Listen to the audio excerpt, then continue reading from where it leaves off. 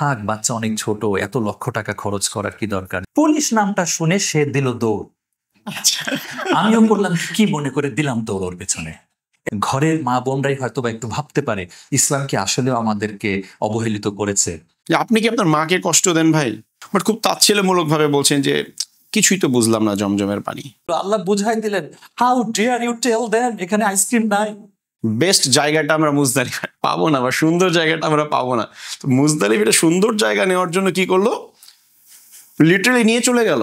আরে এতগুলো মানুষের হজ এবং কেউ কিছু বলছে না। অনেক হাজিরা যান, যারা জীবনে প্রথম যাবেন এটা মনে রাখবেন, অনেক হাজিরা যান শুধু আশেপাশে ঘুরে ফিরে দেখতে দেখতে আর খাবার সংগ্রহ করতে করতে সময় নষ্ট করেন।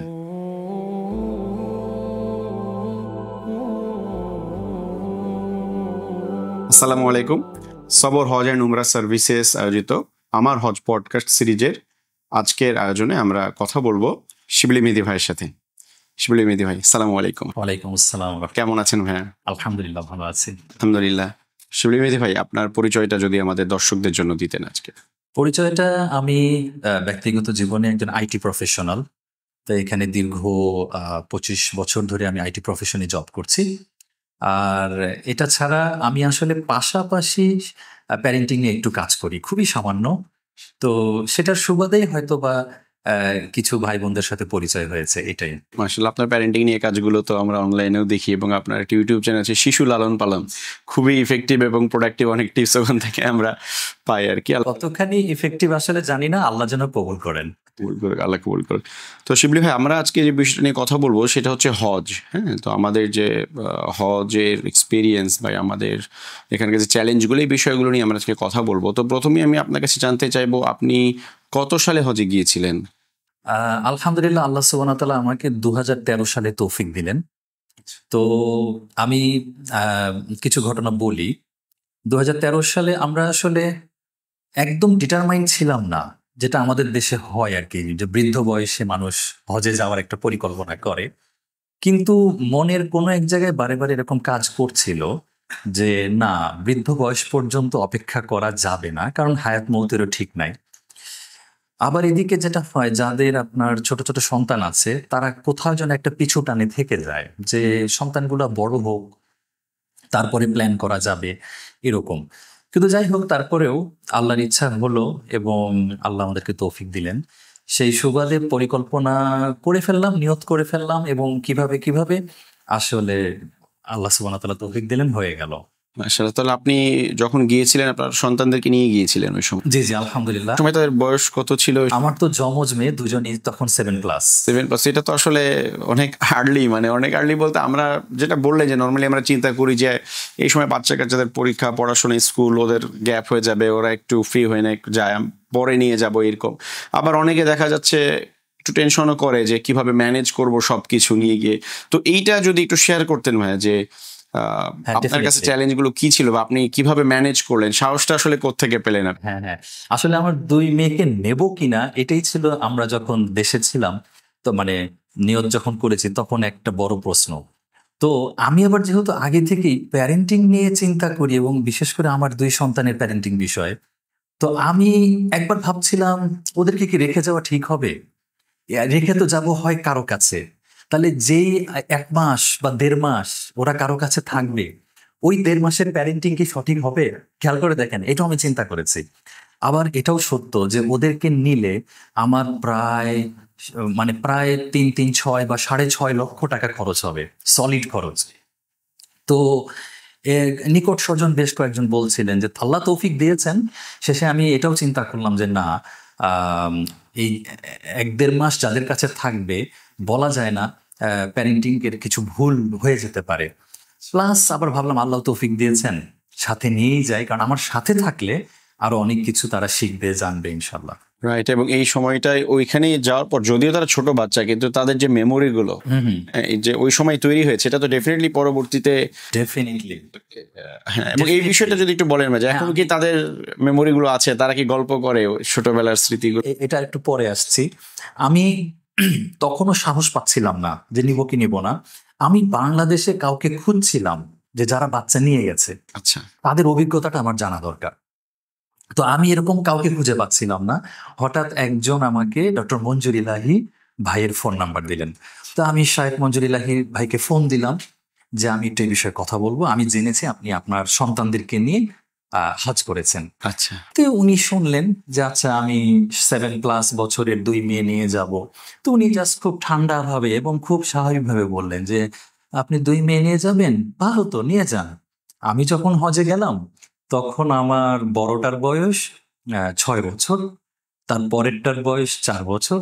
তা আমি ভাবলাম বাহ, উনিও 2জন নিয়ে গেছেন। উনি বলছেন তখনও আচ্ছা। তার পরেরটার বয়স 2 বছর।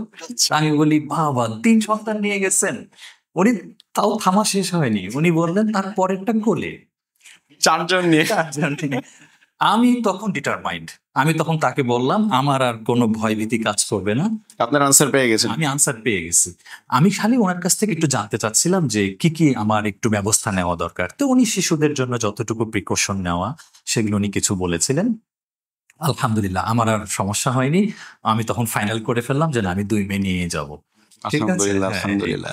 তো যেটা বলছিলেন যে তাদের স্মৃতিতে মনে আছে কিনা, আলহামদুলিল্লাহ আসলে আমি এক কথায় বলবো it was a best investment from my side. হ্যাঁ, আমি আমার 2 সন্তানের জন্য আল্লাহ যে আমাকে তৌফিক দিলেন ওদেরকে হজ করিয়ে নেওয়ার, তো এটা একটা বড় ইনভেস্টমেন্ট ছিল আমি বলবো। এবং আমি একই সাথে একটু বলতে চাই, আমি আমার দেখা অনেক ফ্যামিলি দেখেছি ভাইয়া, যারা আল্লাহ সুবহানাহু ওয়া তাআলা তাদেরকে অনেক তৌফিক দিচ্ছেন, তাদের সন্তানদেরকে নিয়ে তারা হয়তো বা ডিজনিল্যান্ডে যাচ্ছেন, এবং হতে পারে বছর বছর অথবা কয়েক বছর পর পর তারা এমন কোনো দেশের এমন কোনো জায়গায় নিয়ে যাচ্ছেন, ফ্রিকোয়েন্টলি ভিজিট করছেন, কিন্তু তারা এখনো হজ বা ওমরা করাচ্ছেন না সন্তানদেরকে নিয়ে। হয়তো বা তারা নিজেরা করেছেন, এমন ফ্যামিলিও পেয়েছি। তো এটা হয়েছে কি, মানে শিশুদেরকে নিয়ে, কিশোর কিশোরী সন্তানদেরকে নিয়ে, ওই যে আমার মনে হয় তাদের ভিতরে সেম কনসেপ্ট কাজ করে, এখনো তো ছোট। হ্যাঁ, এবং এটা কিন্তু এখন আমাদের দেশে এখনো অনেকের ভিতরে কাজ করে যে এই আপনার প্র্যাকটিসিং পরিবারে এখনো বাচ্চা, এখনো কিশোর কিশোরী সলাতে এত গুরুত্ব দেওয়ার দরকার নাই, এটা আছে কিন্তু এই মনোভাবটা। বা পরীক্ষা আছে, ঠিক আছে, সিয়াম মানে রমাদানের সিয়াম, এটা পরীক্ষার মধ্যে না করলেও সমস্যা নেই, লেখাপড়ার চাপ থাকলে সেম কনসেপ্ট আসলে হজ ওমরার ক্ষেত্রেও তাদের কাজ করে। এজন্য আমি এটুকু বলবো যে যাদের আল্লাহ তৌফিক দিয়েছেন তারা যেন তাদের সন্তানদেরকে নিয়ে যান।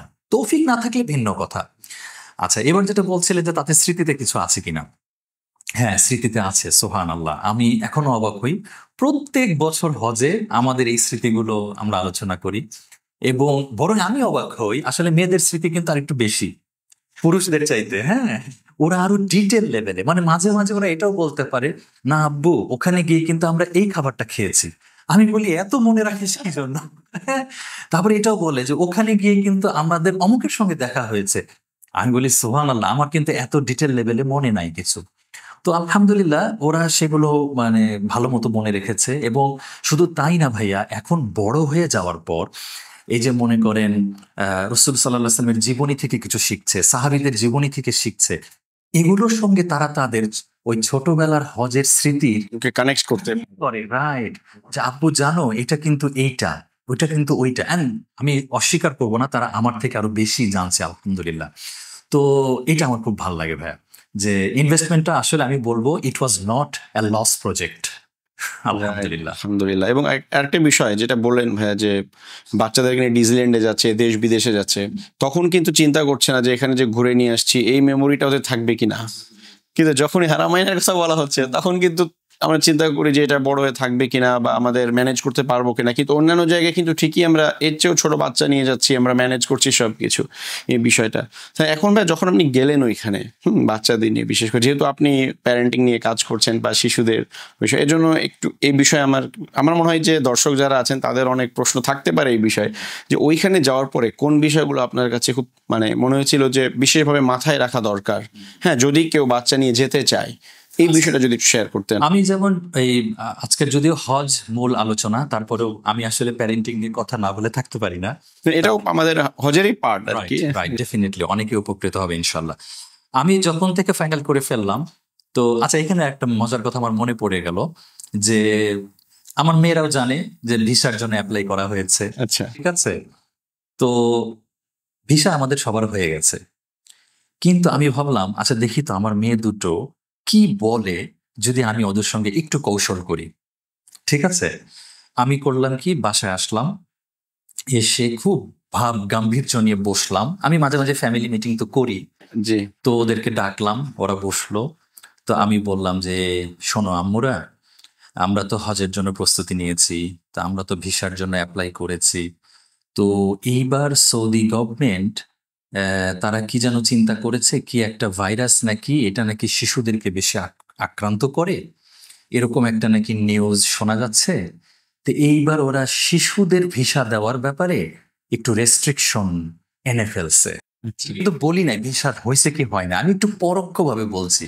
আলটিমেটলি আমার উদ্দেশ্য ওরা যেন মেসেজটা নিজে নিজে বুঝে নেয়, তাহলে বোধহয় আমাদের ভিসা হয় নাই। আচ্ছা তাই আমি বললাম যে এবার ওরা একটু শিশুদের ভিসা দেওয়ার ব্যাপারে একটু কেমন যেন করছে।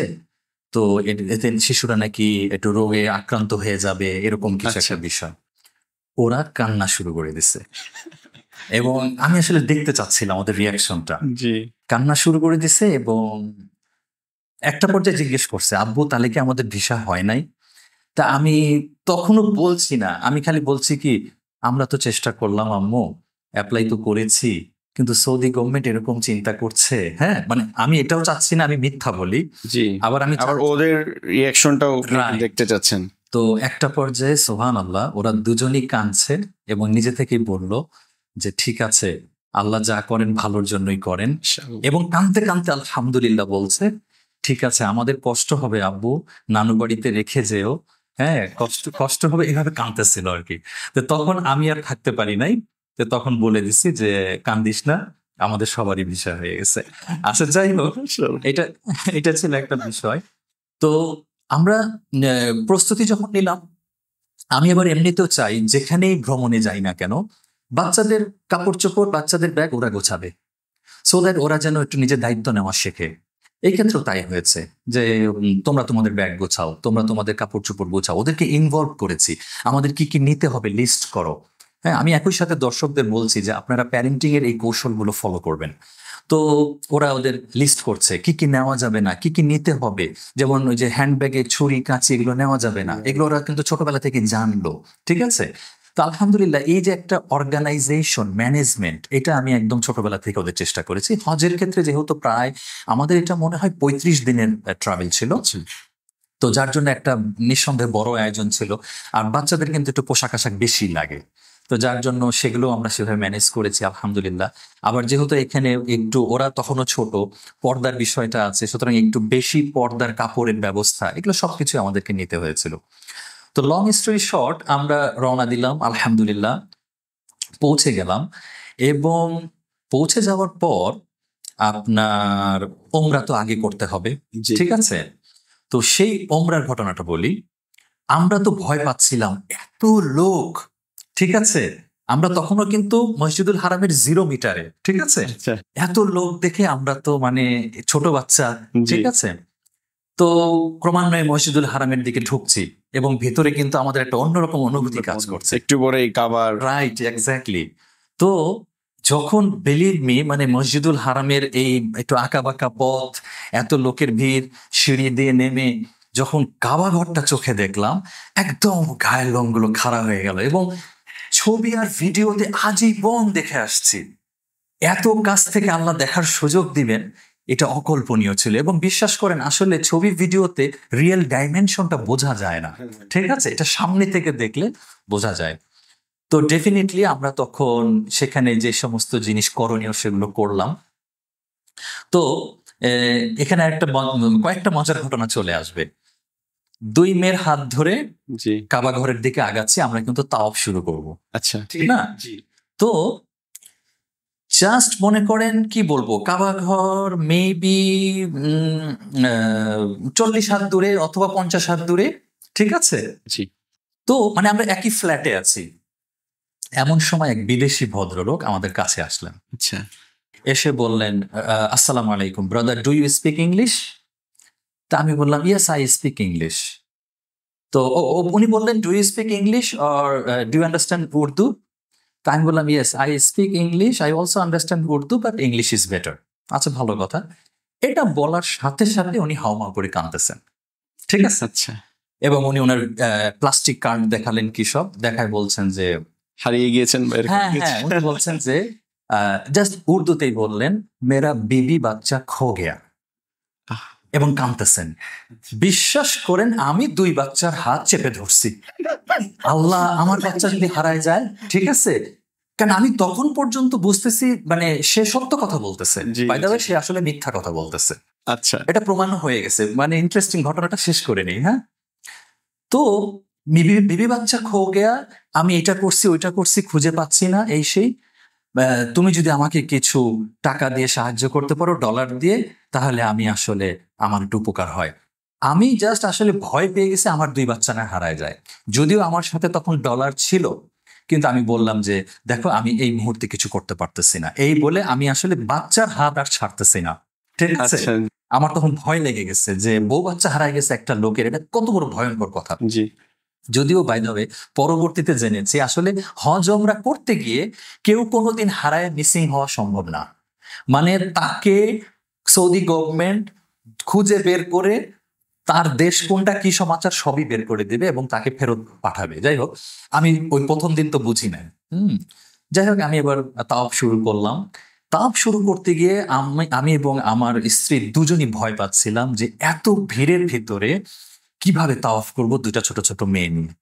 আমি তো প্ল্যান করে ফেললাম দুজনকে কোলে নেব। আমরা এটাও বুঝে গেলাম কোলে নিয়ে কতক্ষণ সম্ভব। বাট বিলিভ মি, আমি বলবো এটা মিরাকল। জাস্ট প্রত্যেকটা মানুষ আমাদেরকে জায়গা করে দিচ্ছে। আচ্ছা, আপনি কি কোলে নিয়েছিলেন? না, কোলে নিয়ে হাতে হেঁটেই করছে? এরপরে হেঁটে। এবং বিলিভ মি, মানে আমি কিভাবে বলবো, মানে একটা মানে ঠিক গোলাকার না, একটা ওভাল শেপের জায়গা আমাদের জন্য খালি খালি হয়ে যাচ্ছে, মানুষজন জাস্ট সরে যাচ্ছে। বিশেষ করে কেউ ছোট বাচ্চা দেখে একটু মাথায় হাত বুলাচ্ছে, কেউ ওখানে ললিপপ দিচ্ছে, ঠিক আছে, হ্যাঁ। কেউ মানে এরকম আদর তো আছে। এবং যেটা হয়, মানুষ বুঝতেও পেরেছে এরা আসলে জমজ। আবার টুইনদের দেখলে একটু মানুষের আগ্রহ একটু আসে, হ্যাঁ। এবং আমাদের জন্য বিশ্বাস করেন তাওয়াফ করাটা, আমরা যেই ভয়টা পাচ্ছিলাম এত ভিড়ের ভিতরে, সেই বিন্দু মাত্র কষ্ট আমাদের হয় নাই। আমি তো বলবো আল্লাহ সুবহানাহু ওয়া তাআলা এটা আমাদের জন্য সহজ পুরোপুরি করে। আল্লাহ সুবহানাহু ওয়া তাআলার একদম। সাহায্য। একদম। তো যাই হোক, তাওয়াফ শেষ করে যখন সাইতে গেলাম, জি। আমরা ওই মাকামে ইব্রাহিমের পেছনে সালাত আদায় করে 2 রাকাত সালাত আদায় করে পর্যাপ্ত পরিমাণ সময় নিয়ে জমজমের পানি পান করে সাইতে একটা দুর্ঘটনা ঘটলো।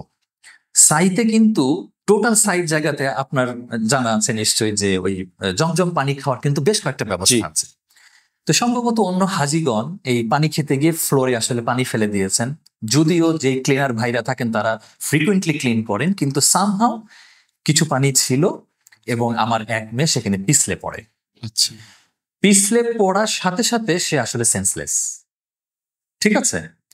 এবং আমি তাকাই দেখলাম, আমি এবং আমার ওয়াইফ, যে তার ঠোঁট দুটো একদম ফ্যাকাশে হয়ে গেছে, মানে যেন মনে হচ্ছে কোনো ব্লাড সার্কুলেশন বন্ধ। আচ্ছা আচ্ছা। এবং আমরা ভয় পেয়ে গেলাম। জাস্ট খেয়াল করলাম ঠোঁটটা কেমন যেন নীল এবং ফ্যাকাশে এরকম একটা কিছু, হ্যাঁ। আমি তখন জাস্ট চিৎকার করে ডাকতেছি যে is anyone doctor here, is anyone doctor here, ঠিক আছে। আমি না, মানে সবাই কিন্তু সাই করছে, আমি সবার দিকে তাকায় তাকে বলতেছি is anyone doctor here, is anyone doctor here, ঠিক আছে। তো কয়েকজন পাশে বসা ছিলেন, ওনারা বললেন যে, মানে ইশারায় বললেন যে তোমরা একটু সাইডে আসো, বাচ্চা তো ওখানেই পড়ে গেছে, আমি ওখানেই আছি।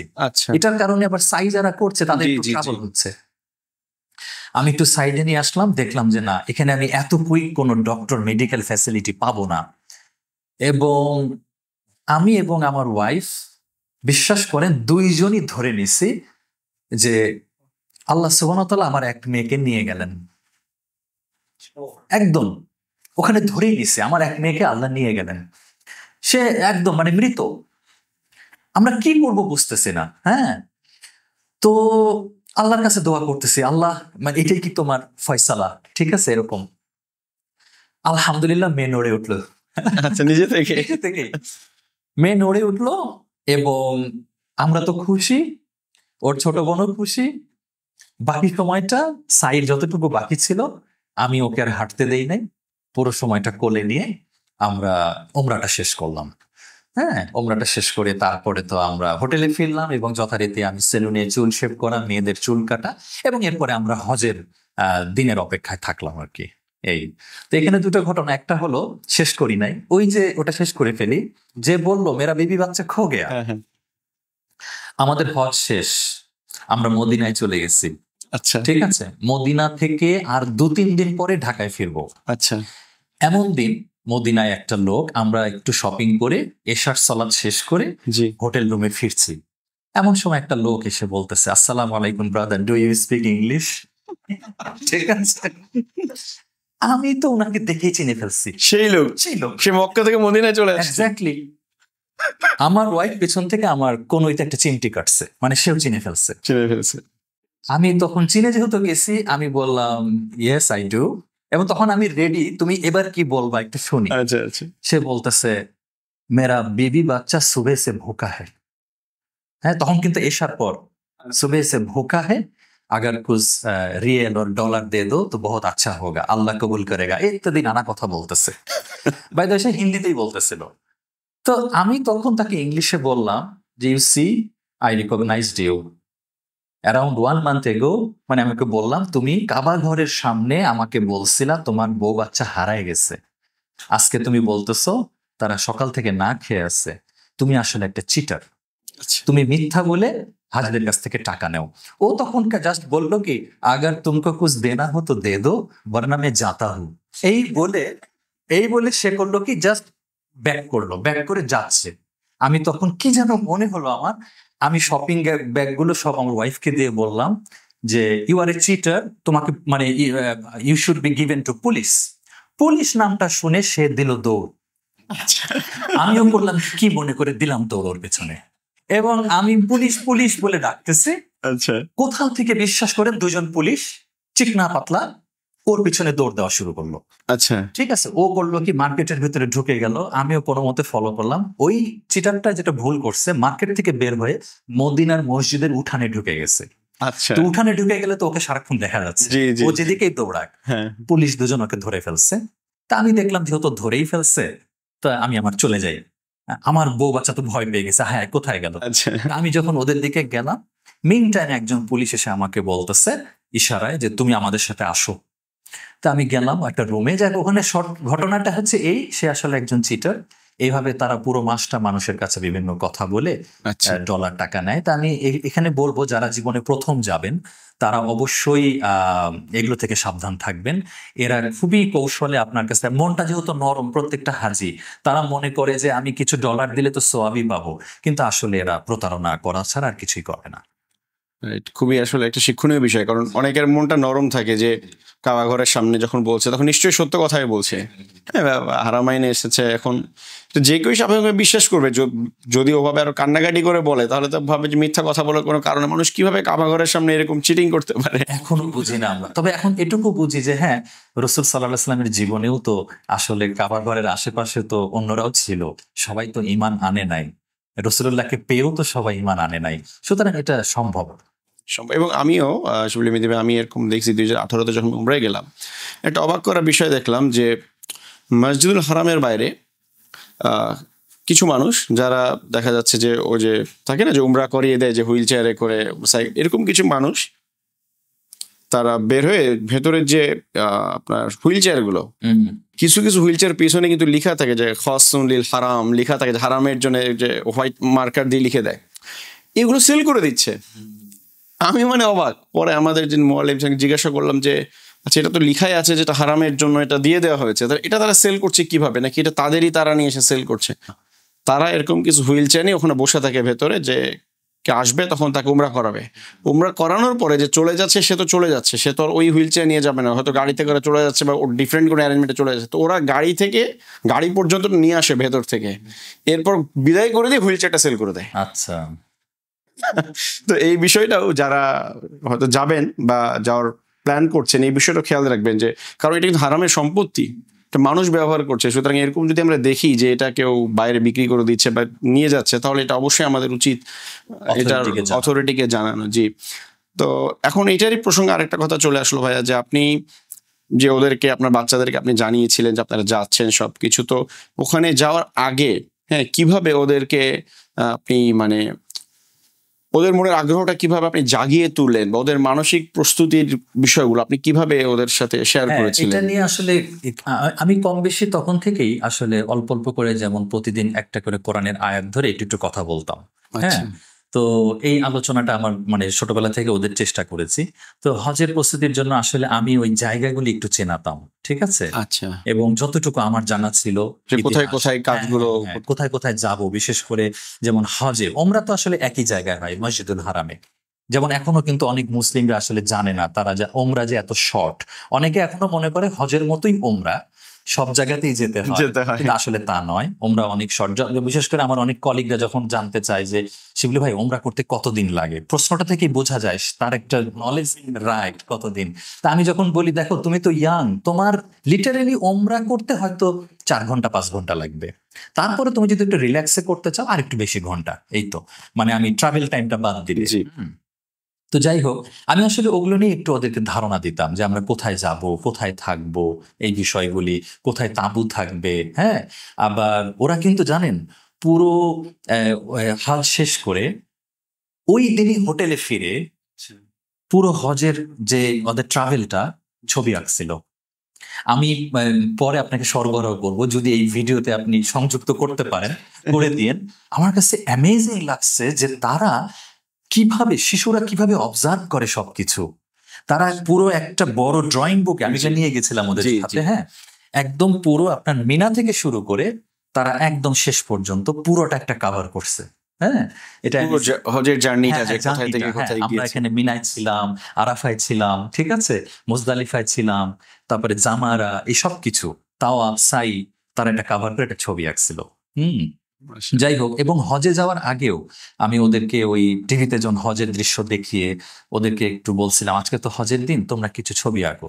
তো দুজনই 2 রকম ছবি আঁকছিল, কাবা ঘরকে কেন্দ্র করে ডট ডট ডট দিয়ে অনেক হাজি, ঠিক আছে, হ্যাঁ। তা এইভাবে ওদের আসলে এটার সাথে একটা মানে ইমোশনাল অ্যাটাচমেন্ট তৈরি করা, এই কাজগুলি এটা খুব করেছিলাম। জরুরি আসলে ভাইয়া, কিন্তু যেমন অনেকে হয়তো ভাবতে পারে যে নিয়ে যাচ্ছি ওখানে যেয়ে বুঝবে, বললে তো বুঝবে না, কিন্তু আসলে আমরা যদি এখান থেকে ওদেরকে যেটা বললে যে জায়গাগুলো চিনিয়ে দিতে পারি, বা ওখানে যে কি কাজগুলো আমরা করবো এগুলো যদি অন্তত মৌখিকভাবে জানিয়ে রাখি, ওখানে যে তাদের রিলেট করাটা কিন্তু এক্স্যাক্টলি, অনেক সহজ হয়ে যাবে। এক্স্যাক্টলি, হ্যাঁ। আর আমি আসলে সাথে অনেক বই নিয়ে গেছিলাম, ওদের উপযোগী বই প্লাস আমার নিজের পড়ার জন্য, কারণ জানি যেহেতু প্রায় 30-35 দিন থাকবো, তো এটা তো আসলে ইউটিলাইজ করা দরকার। তো সেই হিসেবে মানে ওদের উপযোগী যা কিছু নেওয়ার সেগুলো নিয়েছিলাম, আর আমার জন্য কিছু বইপত্র। আর ওখানে গিয়েও আমরা আসলে যে ডেইলি আমার পরিবারকে নিয়ে রুমের ভিতরে, আমরা অবশ্য 4 জন এক রুম নিয়েছিলাম। আচ্ছা, হ্যাঁ, তো ওই হালাকা বলি যাই বলি, আমার স্ত্রী এবং সন্তানদেরকে নিয়ে এটা আমি কন্টিনিউ করতাম। মাশাআল্লাহ।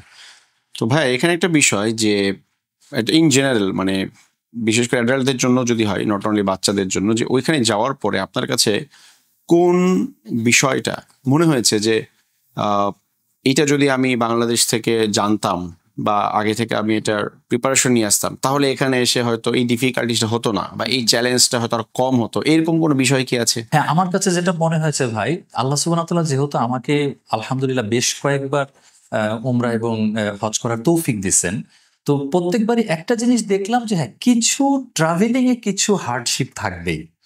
আপনার লাগেজের হ্যান্ডেল ভেঙে যেতে পারে, চাকা ভেঙে যেতে পারে, ঠিক আছে, এমনকি আরো অন্যান্য ধরনের প্রবলেম হতে পারে। ওগুলোকে আমি সাইডে রাখলে, এটা আসলে শুধু হজ উমরার ক্ষেত্রেই না, এটা আপনি অন্য দেশে গেলেও হতে পারে। Right. হ্যাঁ, তো ওগুলোকে সাইডে রাখলে আমার নিজের কাছেও মনে হচ্ছে ভাইয়া যে আরেকটু বেশি ইতিহাসটা জেনে যাওয়া, আচ্ছা, হ্যাঁ, এবং সিরা সংক্রান্ত আরো বেশি কিছু জেনে যাওয়া, আমার মনে হয় এটা আমাদের উপলব্ধি আসতে এবং হজ পরবর্তী আমি মনে করি যে জীবনকে বদলানো, বদলানো, হ্যাঁ, রাইট। এটা আমার মনে হয় যে আমিও যদি আরো একটু বেশি জেনে যেতাম তাহলে, কারণ ন্যাচারালি আসলে হয়েছে কি, যখন দিনী ভাইদের সঙ্গে আরো পরিচয় হলো, বিশেষ করে যখন 14 সালে আল্লাহ সুবহানাহু ওয়া তাআলা আমাকে একজনের বদলি হজ করার তৌফিক দিলেন, তখন সাথে ছিলেন ডক্টর সাইফুল্লাহ, ঠিক আছে, এবং অপর আর একবার ওমরার সময় শাইখ আহমদুল্লাহ, ঠিক আছে, উনি ছিলেন গাইড এবং তো ইনাদের সঙ্গে কিন্তু হজ এবং ওমরা করে আমি দেখলাম যে অনেক বেশি জানা যায়।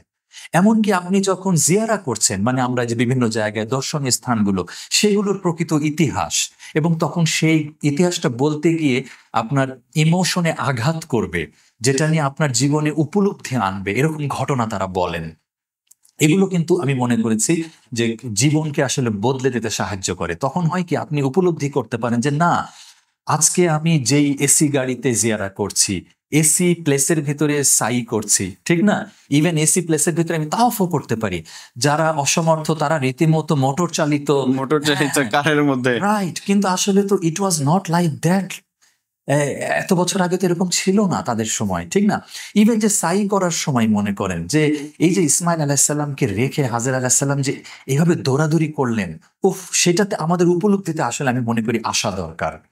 এবং এখানে একজন, আমরা অনেক সময় বলি না, দেখেন আমি মানে তাদের কথা বলছি যারা কথায় কথায় বলে যে ইসলাম নারীদেরকে এই করেছে সেই করেছে, হ্যাঁ, অথচ দেখেন পুরো পৃথিবীর মুসলিমরা আজীবন হজ করবে, সাইতে দৌড়াদৌড়ি করবে একজন নারীর করে যাওয়া কাজের অনুসরণ, ঠিক না?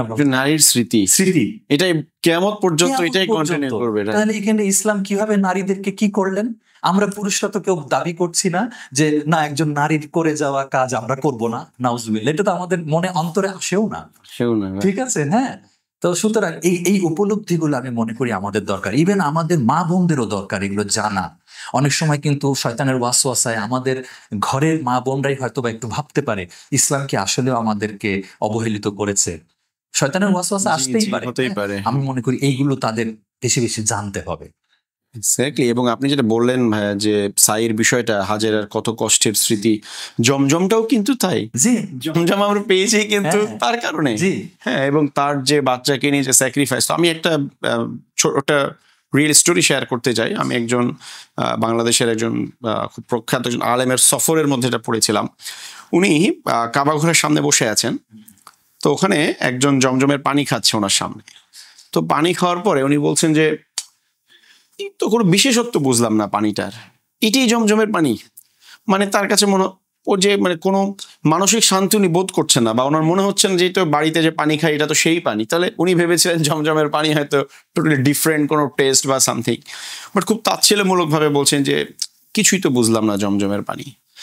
তো তখন উনি লিখছেন যে বলছেন আমার আসলে মানে আমি যে সজ্ঞানে বলছি তা না, আমার মুখ দিয়ে মনে হচ্ছে আল্লাহ তাআলা কথাটা বের করলো যে আপনি কি আপনার মাকে কষ্ট দেন ভাই? তো উনি তো পাশ থেকে শুনে মানে খুব থান্ডার হয়ে গেছে, কি ব্যাপার,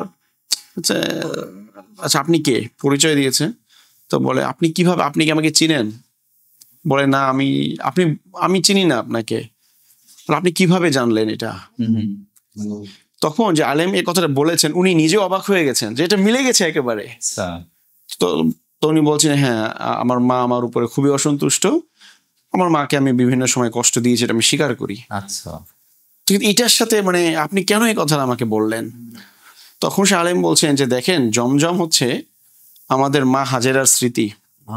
হ্যাঁ, তো যেই তার মাকে কষ্ট দিবে আল্লাহ সুবহানাহু ওয়া তাআলা এটা শাহাদাতের বরকত থেকে তাকে বঞ্চিত করবে। সুবহানাল্লাহ, এটা আমি কখনো জানতাম না এবং বিশ্বাস করেন এই যে নতুন একটা জিনিস। তো এইটা মানে আমার পড়ার পরে মনে হয়েছে যে, এবং উনি নিজেও বলছে যে আমার আল্লাহ তাআলা আমার মুখ দিয়ে কথাটা বের করে দিয়েছে ওই সময়, হয়তো সেই মানুষটা সংশোধনের জন্য বা তাকে শেখানোর জন্য। তো এই যে মা হাজেরার স্মৃতি, হ্যাঁ, এবং যে দেখেন মানে হজের প্রতিটা বিষয় কিন্তু ইসমাইল এবং হাজেরার স্মৃতি। সুতরাং মানে কিয়ামত পর্যন্ত আমরা কোটি কোটি মানুষ এটাকে অনুসরণ করে যাচ্ছে। তাহলে আমাদের মায়েদের মর্যাদা বা আমাদের বোনদের মর্যাদা আসলে ইসলাম কোথায় নিয়ে গিয়েছে? হ্যাঁ, আমরা কিন্তু কোনো পুরুষের স্মৃতি বা কোনো পিতার স্মৃতি কিন্তু আমরা এভাবে রেগুলার বেসিসে করে যাচ্ছি না। সুবহানাল্লাহ, সেটা আসলেই মানে অবাক করার মতো বিষয়টা জানলাম এবং বাসায় গিয়ে শেয়ার করবো। ডেফিনেটলি এটা অনেক চমৎকার একটা বিষয়, এটা আমাদের উপলব্ধিতে আসা দরকার। এবং আমি মনে করি যে অনেকেই যে হজ ওমরা করে আসেন এবং জীবন বদলায় না, এখন আমার মনে হচ্ছে এগুলো একটা কারণ হতে, এটা একটা কারণ হতে পারে। এক্স্যাক্টলি, যে আমরা আসলে আল্লাহ আসলে ওই পরিতৃপ্তিটা দিচ্ছেন না। রাইট, এটাই আসলে। এবং সিরাতে যেটা বললেন এখানে মানে আমার যেটা মনে হতো, আমি যখন মসজিদে নববীতে হারামাইনে যেখানে যেতাম, আমার সবসময় মনে হতো এই যে যেখান দিয়ে হাঁটছি বা এই যে বসে আছি, এখানেই হয়তো আবু বকর রাদিয়াল্লাহু আনহু বসেছিলেন, এখানেই হয়তো আল্লাহ রাসূল বসেছিলেন। এবং এই যে ফিলিংসটা, এটা আসলে কোনো ভাষায় প্রকাশ করা যায় না। আমাদের সাথে একবার একজন ঠিক কিশোর বলবো না, একটু কিশোরের শেষের দিকে সে আমাদের গ্রুপে ছিল। তো সে ওমরা শেষ করে দেখলাম যে সে একটু মোবাইল ফোনে একটু আজে বাজে কিছু বিষয় নেভিগেট করছে।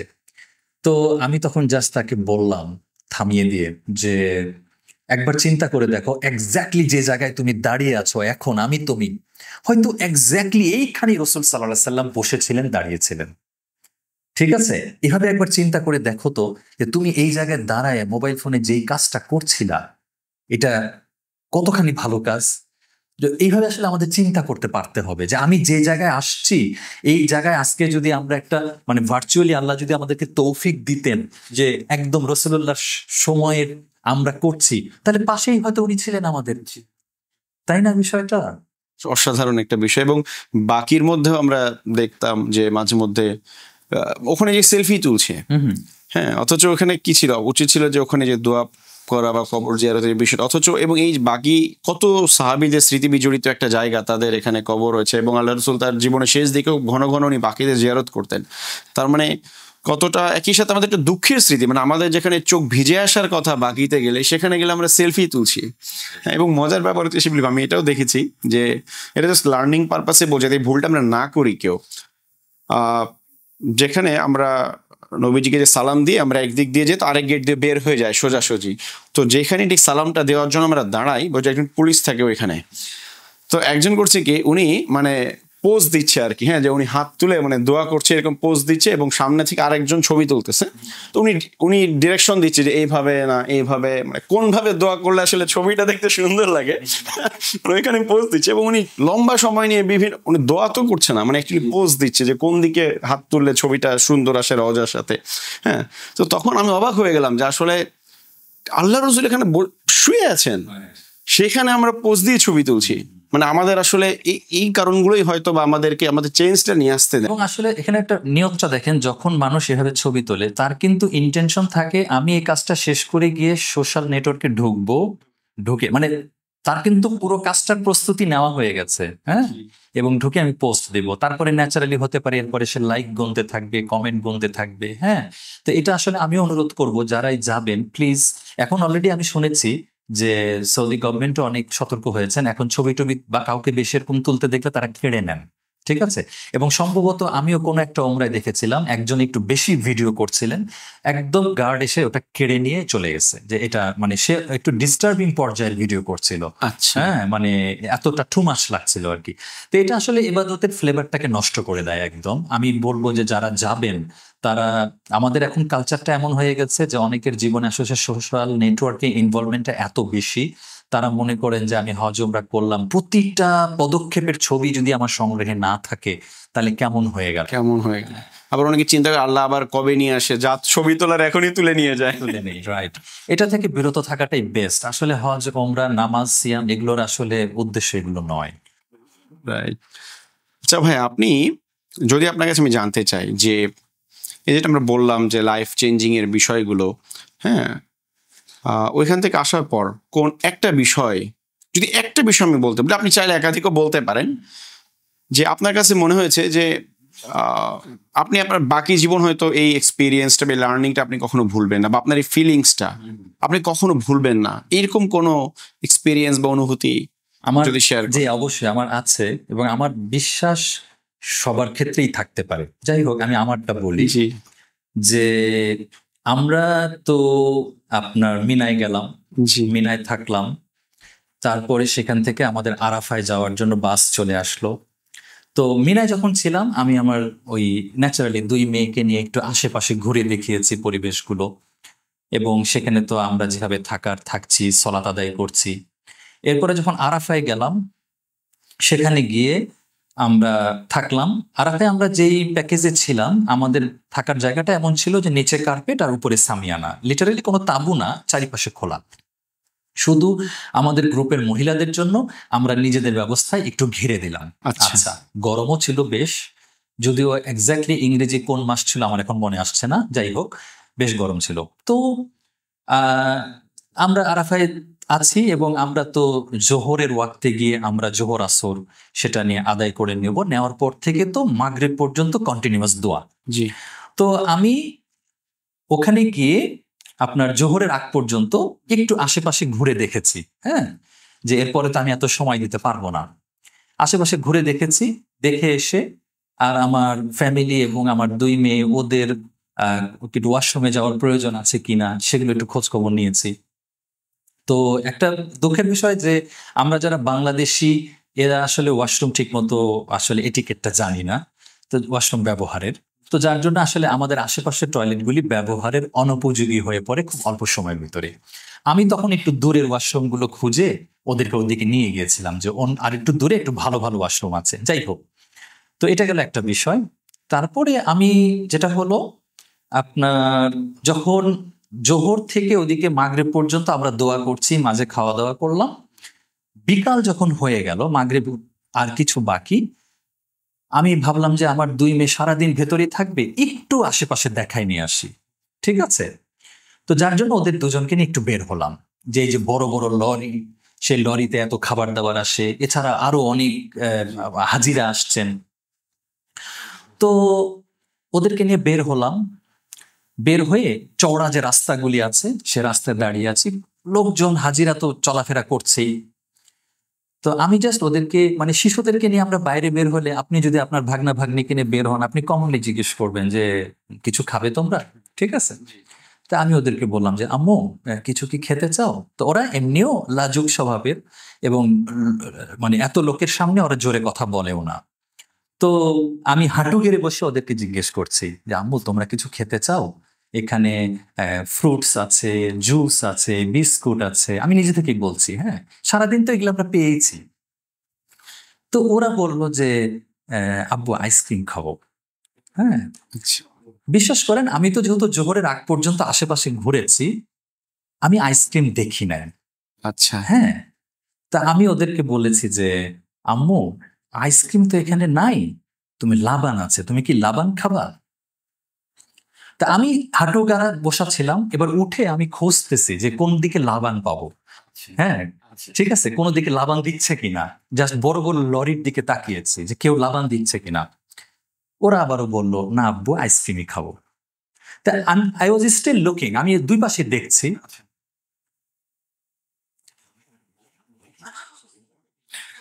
আমি জাস্ট দেখলাম একটা ভিড়ের মধ্যে থেকে 2 জন যুবক, তাদের 2 হাতে 2টা আইসক্রিম, আচ্ছা, তারা সোজা আমার মেয়ের কাছে এসে আইসক্রিম দিয়ে গেল।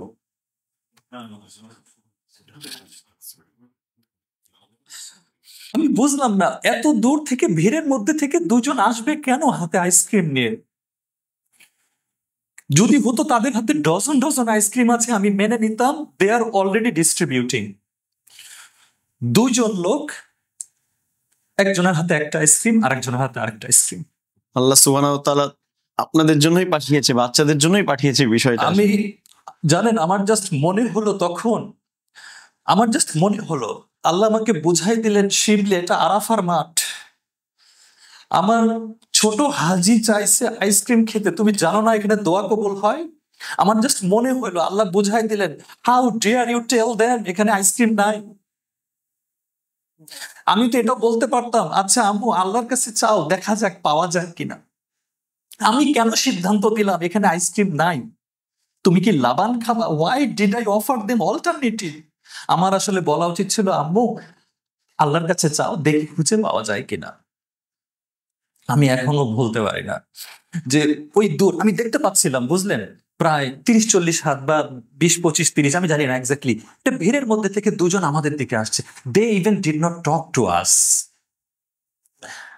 আইসক্রিম 2 জনকে দিয়ে দিল, সম্ভবত আমি যদি ভুল না বলে থাকি মাথায় একটু মানে ছোট বাচ্চাদের মাথায় একটু আদর করে চলে গেল। এবং এখানেও বলে রাখি যেদিক থেকে আসছেন তারা ওদিকে যান নাই, ফরওয়ার্ড সামনের দিকে চলে গেছেন। এখন অনেকে বলবে ভাই আরে এগুলো হয়ে যায়, ওনারা দিচ্ছিলেনই, আপনারা ওই মুহূর্তে পেয়ে গেছেন, but I don't believe that. আমি এটা বিশ্বাস করি না, আমি এটা এখনো বিশ্বাস করি আমি একটা ভুল করছি, আমার মেয়েকে বলছি এখানে আইসক্রিম নাই তোমরা লাবান খাও, কিন্তু আল্লাহ তাদের দোয়া কবুল করছেন, তাদেরকে দিয়েছেন। এবং আমি এখনো এই ঘটনাটা আমার পরিবারকে এবং বিশেষ করে 2 মেয়েকে আমি নার্চার করি, আম্মু don't forget this, Allah is with us, আল্লাহর কাছে চাইলে পাওয়া যায়, আল্লাহ দেন, মানে এই বিশ্বাসগুলো আসলে স্টেবল করা। তো আসলে এগুলো প্রত্যেক বছর হজে হজে আরাফার দিনে এটা তো মনে পড়েই। এবং ভাই বিশ্বাস করেন যতবার মনে পড়ে, এই যে আজকেও যেমন আমি একটু ইমোশনাল হয়ে গেছি, আমার এমন একটা দিন যায় নাই যে এই ঘটনা মনে পড়েছে আর আমাদের কান্না আসে নাই। ঠিক আছে, কান্না আসার মতোই বিষয়। হ্যাঁ, সেটাই। সুবহানাল্লাহ। তো এটা এখন অনেকে বলবে, কামান শিবলি ভাই, সামান্য একটা আইসক্রিম নিয়ে আপনারা এত ইমোশনাল হয়ে যাচ্ছেন। No, it's not ice cream only, this is the response of আল্লাহ সুবহানাহু ওয়া তাআলা। এটা এটা আইসক্রিম দিয়ে হিসাব করলে এটা তুচ্ছ ঘটনা, কিন্তু যদি আল্লাহর রেসপন্স হিসেবে দেখেন এটা তুচ্ছ ঘটনা নয়। এবং এখানে আমাদের আরেকটা বিশ্বাস রাখতে হবে, এটা এটা আল্লাহই ওয়াদা করেছেন, আরাফার দিনের দোয়া কবুল হয়। অনেক হাজিরা যান, যারা জীবনে প্রথম যাবেন এটা মনে রাখবেন, অনেক হাজিরা যান শুধু আশেপাশে ঘুরে ফিরে দেখতে দেখতে আর খাবার সংগ্রহ করতে করতে সময় নষ্ট করেন।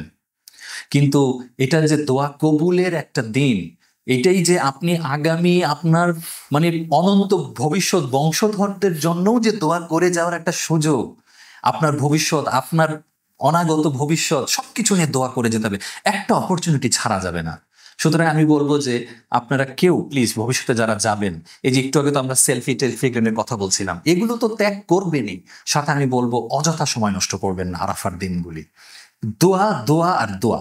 এখানেও বলি, যেমন আমার মেয়েদেরকে আমি ওই যাওয়ার আগেই ওদেরকে বলেছিলাম তোমরা দোয়া বই তৈরি করো। তো ছোট্ট ওরা কাগজ ভাঁজ করে স্ট্যাপলার মেরে একটা ছোট্ট ডায়েরি বানিয়েছে এবং সেখানে তারা আপনার দোয়া লিখেছে, যেগুলো দোয়া তারা করবে, সেগুলো আমরা এখনো সংরক্ষণে রেখেছি। তো এগুলো দেখলে খুব ভালো লাগে যে বিষয়টা এরকম। এটা আমাদের বড়দের জন্য আমি মনে করি যে আসলে ওখানে যেটা হয় যে সময় এত অল্প, কোনটা ছেড়ে কোনটা বলবো, বা অনেক সময় মনে হয় যে কিছু দূর দোয়া করার পর আর মনে আসে না, এরকমই তো হয়, মানে একটা রাশের মধ্যে থাকতে হয়, তো তখন মনে হয় আর দোয়া পাওয়া যাচ্ছে না, চলে আসার পরে মনে হয় আরো তো অনেকগুলো দোয়া ছিল। হ্যাঁ, তো আমরা সবাই যদি দোয়াগুলো লিখে নিয়ে যেতে পারি বা লিস্ট করে, এখন তো মোবাইলে কিপের মধ্যে বা যে কোনো নোটসের মধ্যে আমরা নিয়ে যেতে পারি, এটা আমাদের ওই জায়গায় যে অন্তত ডিস্ট্রাকশনটা থাকবে না। আচ্ছা শিবলি ভাই, আসলে যে গল্পটা বললেন মানে এটা সুবহানাল্লাহ। আসলেও আমি এটা যদি আরেকটু বলতে চাই, আসলে আমি মনে করি যে আমরা তো মানুষ ভাই, আমরা তো আল্লাহর নিকটবর্তীও হতে চাই, আবার ইবলিসের ওয়াসওয়াসায় মাঝে মাঝে দূরবর্তীও হয়ে যায়, আমরা গুনাহ করে ফেলি। কিন্তু আমি মনে করি যে এই ঘটনাগুলি আল্লাহ সুবহানাহু ওয়া তাআলা ভাগ্য ভালো ঘটিয়েছেন, এগুলো যখন বারে বারে যেহেতু মনে পড়ে, আমরা যতটুকু শয়তানের ওয়াসওয়াসায় আল্লাহর থেকে একটু দূরে সরে যাই, আবার তখন কাছে ফিরে আসতে সাহায্য করে। হ্যাঁ, এবং পুরো আসলে এটা তো আমি মনে করি যেটা বেশি দাগ কেটেছে এমন শেয়ার করলাম, কিন্তু আসলে ঘটনা অনেক ঘটে এবং আমি পরবর্তীতে আরো আলোচনা করতে গেলে দেখেছি কম বেশি সবাই যারাই আল্লাহর কাছে চাইতে পেরেছেন, চেয়েছেন, হ্যাঁ, তারা আসলে বঞ্চিত হন নাই। এটা তো আল্লাহর ওয়াদা, তারা বঞ্চিত হন নাই। তাদের সবার জীবনেই এরকম কিছু না কিছু ঘটনা থাকবেই, আছেই। সুবহানাল্লাহ। হ্যাঁ, এখন যে বিষয়টা আমি আপনার কাছে জানতে চাইবো, যে যারা সামনে হজে যাওয়ার চিন্তা করছেন বা হয়তো নেক্সট ইয়ারে যাবেন, কিংবা এখনো কনফিউশনে আছেন যে আসলে কবে যাবেন, কিন্তু তারা হয়তো জীবনের কোনো না কোনো পর্যায়ে যাবেন বলে ঠিক করেছেন, হ্যাঁ, তো তাদের জন্য যদি আপনার কোনো পিস অফ অ্যাডভাইস, মূলত আমরা যা কথা বলেছি এর মধ্যে হয়তো অনেক অ্যাডভাইস চলে এসেছে আপনার বা আপনার পক্ষ থেকে, আপনার এক্সপিরিয়েন্স, কিন্তু এরপর আলাদা করে যদি কোনো বিষয়, হ্যাঁ, প্রস্তুতির ব্যাপারে হোক বা যে কোনো বিষয়ে আপনি যদি শেয়ার করতেন। হ্যাঁ, আমি একটা বলবো যে ওই যে যেটা বললাম, আমার শুরুর দিকেও প্ল্যান করতে গিয়ে মনে হচ্ছিল যে আরো বেশি বয়সে করব কিনা। আসলে হজ করতে ফিজিক্যাল ফিটনেসের একটা ভালো দরকার আছে, যদিও আল্লাহর রহমে অনেক বয়স্ক মানুষরাও করে আসতে পারেন, এটা সত্য। কিন্তু আমি দেখেছি আসলে ইয়াং কালে যদি ফরজ হয়ে যায়, তাহলে যুবক থাকতে থাকতে, শক্তি থাকতে থাকতে হজ করে ফেলাটা আসলে সবচাইতে ইফেক্টিভ।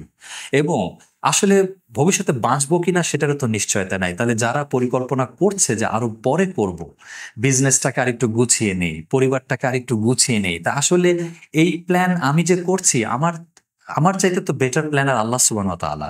তাহলে আমি কেন এত ন্যারো প্ল্যান করছি? ঠিক আছে। আর আরেকটা কথা হলো, আমরা যেমন ভাই এই যে পরিবারের একটা প্রয়োজন পূরণ হবে এই কারণে আমরা যেমন একটা সলাতের ওয়াক্ত দেরি করছি না, তাই না? আচ্ছা, এবার রমাদান এসে গেছে, না আমার তো বিজনেসের ব্যস্ততা আছে, সেখানে যেমন সুযোগ নাই যে এই রমাদানে রোজা রাখবো না, হ্যাঁ, তেমনি আসলে আমার জন্য হজ ফরজ হয়ে গেছে, প্লেন অ্যান্ড সিম্পল হজ করে ফেলতে হবে, বাস। এখানে আসলে এখন আমি তাও দেখেন এখন যে জটিলতা তৈরি হয়েছে, আমি অ্যাপ্লাই করার পরেও আমার সুযোগ নাও আসতে পারে, তাই না? এরকম হয়ে যেতে পারে। আবার এমনও হতে পারে আসলে অ্যাপ্লাই করে ফেলেছি, সবই হয়ে গেছে, কিন্তু এয়ারপোর্টে গিয়েও অনেকে প্রতারিত হয় বিভিন্ন এজেন্সির কারণে, এয়ারপোর্ট থেকে ফিরে আসতে হয়েছে, তাই না? এই জন্য আমি বলবো যে সঠিকভাবে পুরো বিষয়টা জেনে এবং ভালো জানাশোনা এজেন্সিকে মাধ্যমে প্রসেসগুলো করিয়ে এবং হজ বিষয়ে পরিপূর্ণ জ্ঞান অর্জন করে, আমি এটাও বলবো জ্ঞান ছাড়া আসলে কিন্তু আমরা আল্লাহর প্রতি ভালোবাসা এবং ভয় যেমন তৈরি হবে না, তেমনি জ্ঞান ছাড়া আমরা যেমন সলাৎ, সিয়াম, জাকাত কোনো কিছুই আদায় করতে পারি না। একটা জিনিস দেখেন, এই যে রমাদান আসলে কিন্তু প্রচুর মানুষ এইভাবে কি জাকাত হবে, ওইটার কি জাকাত হবে, তাই না? তার মানে কি জ্ঞানের দরকার, ঠিক না? সেম কিন্তু হজ ওমরা করতে গেলেও আমি তো এটা করে ফেললাম, এখন তো ভুল করে ফেললাম, কি করব, তাই না? অথচ সেখানে কারেকশনের সুযোগ আছে। হ্যাঁ, তাহলে এই বিষয়গুলো আসলে জানতে হবে, সোজা সাপটা কথা। অনেকে আছে যে আপনার, আমি দেখেছি যে এই যে সলাত আদায় করবে, তো মাকামি ইব্রাহিমের পেছনে গিয়ে যে সালাত আদায় করবে, সুন্নাহ হলো আপনার সূরা কাফিরুন এবং এখলাস দিয়ে আদায় করা। অনেকেই এখলাসটা পারে, কাফিরুনটা পারে না। হ্যাঁ, তাহলে হ্যাঁ অন্য সূরা দিয়েও হবে, কিন্তু আমরা তো চেষ্টা করব, তাই না? রাসূল সাল্লাল্লাহু আলাইহি ওয়াসাল্লাম যেভাবে করতে বলেছেন, তাই না, এই বিষয়গুলি। তারপরে এই যে রব্বানা আতিনা ফিদ দুনিয়া হাসানা ওয়া ফিল আখিরাতি হাসানা ওয়া কিনা আযাবান নার, এই দোয়াটা, এটা অনেকেই জানেন, জাস্ট মনে করে এটা একটা দোয়া, এটা আসলে আমরা কি চাচ্ছি এটা অনেকে জানেই না।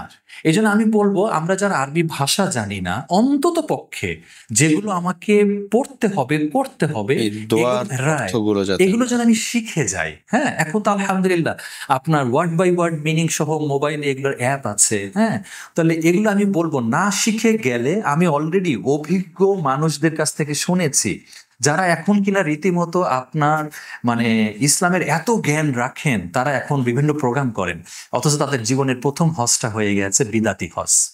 তারা আফসোস করেন, হ্যাঁ, যে জীবনের প্রথম হজটা করলাম, যেটা আমার জন্য ফরজ হজ ছিল, সেখানে আমি অনেক বিদাত করে ফেলেছি। যদিও আল্লাহ তাদেরকে তৌফিক দান কারণে পরবর্তীতে তারা আবার আদায় করেছেন, বাট ফার্স্ট ওয়াজ তো always different. First is always different, ঠিক বলেছেন।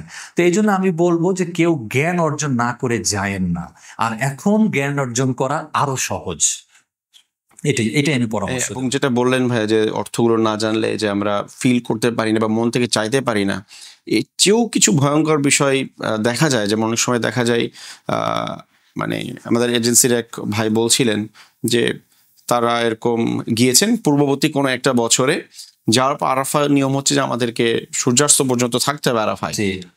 তো একটা এজেন্সি তারা কি করছে, তাদের মানে হাজিদেরকে আসরের পরপরই বাসে উঠায় নিয়ে আরাফা থেকে চলে যাবে। তো তারা অবাক হয়ে গেছে, তো নিষেধ, ভাই আপনি এটা কেন করছেন?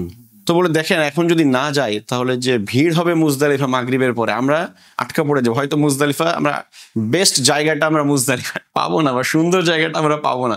তো মুজদালিফাটা সুন্দর জায়গা নেওয়ার জন্য কি করলো, লিটারালি নিয়ে চলে গেল এতগুলো মানুষের হজ, এবং কেউ কিছু বলছে না যে কেন নিয়ে যাচ্ছেন আমাদেরকে। এখন একজন মানুষও বললো না। তার মানে তাদের সেই নলেজটুকু হয়তো নাই যে এখানে আমাকে সূর্য থাকতে হবে, এবং হাসি মুখে কনফিডেন্টের সাথে তাদেরকে নিয়ে চলে গেল এতগুলো মানুষের হজ। এবং এই সমস্ত ক্ষেত্রে হয় কি ভাই, অনেকে এই সমস্ত ক্ষেত্রে আবার আল্লাহর প্রতি ইয়াটা বেশি রাখে, আচ্ছা আল্লাহ সব ক্ষমা করে দেবে, মানে মানে মানে ঠিক আছে, এগুলো তোমরা এত ব্যতিব্যস্ত হয়েও না। অথচ আমি জেনে বুঝে ভুল করছি, আমি ভুল করে ফেলে অন্য কথা। যেটা আপনার হজ শেষে তো রাসূল সাল্লাল্লাহু আলাইহি ওয়াসাল্লামের জীবনে হয়েছে, এক সাহাবী এসে বলেছেন আমি তো আগে চুল কেটে ফেলেছি, জবাইটা পরে দিয়েছি, এই যে উনি বললেন তোমারটা ঠিক আছে, তোমারটা, উনি তো এখানে ভ্যালিডেশন দিয়ে গেলেন, উনি তো ভ্যালিডেশন দেওয়ার অথরাইজড পারসন ছিলেন, কিন্তু আমরা তো তা নই।